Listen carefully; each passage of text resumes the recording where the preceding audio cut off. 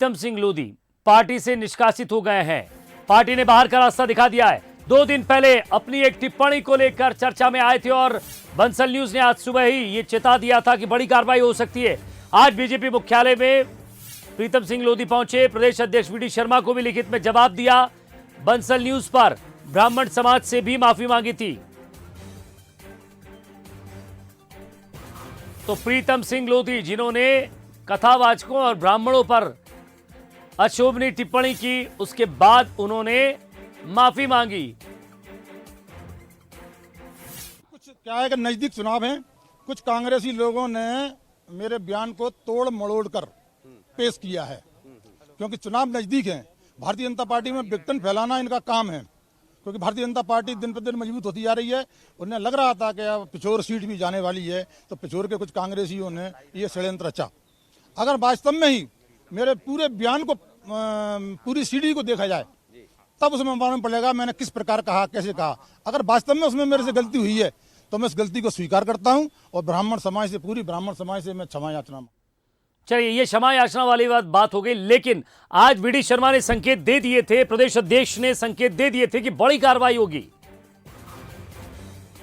उन्होंने पार्टी के फैसले को अगर मैंडेट के बाद फैसले को नहीं माना है तो जरूर संगठन में अनुशासन की और इस प्रकार से उनको जवाब देने की पद्धति है, उस पर प्रभावी कार्रवाई जरूर होगी।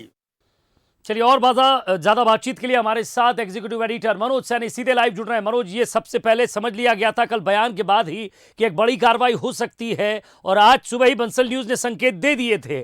खुद मुख्यमंत्री शिवराज सिंह चौहान कह रहे थे कि पार्टी लाइन से हटकर जो जाएगा उसे भुगतना होगा, और ये साफ वी डी शर्मा ने भी आज संकेत दिया, और अब पार्टी से निष्कासित हो गए लोधी। बिल्कुल, देखिए लगातार जिस तरह से बयान आया था उसके बाद विरोध के स्वर भी देखे जा रहे थे, कई जगह से विरोध भी किया गया था, तस्वीरें भी सामने आई थी।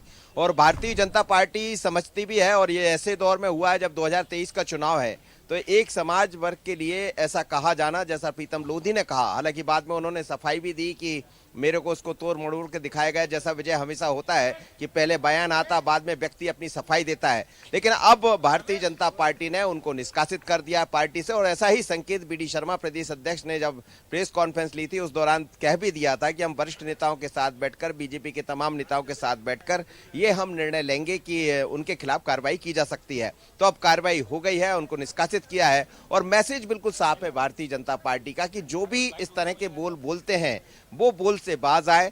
और बाकायदा यही नहीं, बाकी चुनाव में भी जिस तरह के लोगों ने मुखालफत की है, धारा से अलग हटकर गए हैं, उन पर भी बड़ी कार्रवाई करने की तैयारी है चुनाव से पहले।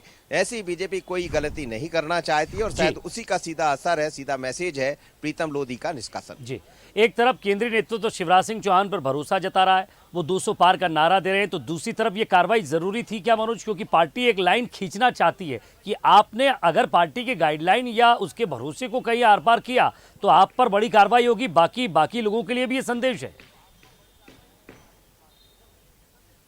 देखिए, जाहिर सी बात है, और बीजेपी इस बात को समझ भी रही विजय, जैसा हम बार बार कहते हैं। अब की बार 200 पार का नारा भी आज फिर एक बार दे दिया, हालांकि 2018 में भी यही बात कही गई थी, लेकिन इस बार अलग तैयारियां हैं। और आप देखिए, शिवराज जी को पूरी तरह, एक तरह से कहा जाए तो छोड़ दिया गया इस बात को लेकर कि 2023 में इस तरह से चुनाव जीत कर आना है कि 24 की राह आसान हो जाए।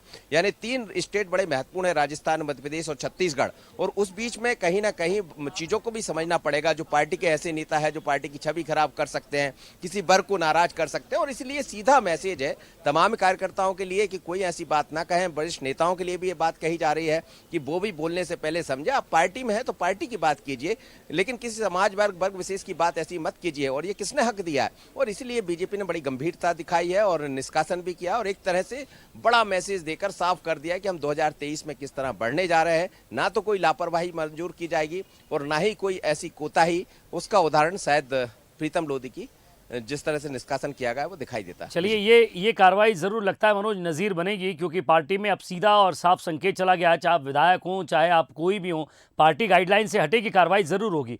बहुत बहुत शुक्रिया मनोज इस तमाम बातचीत के लिए।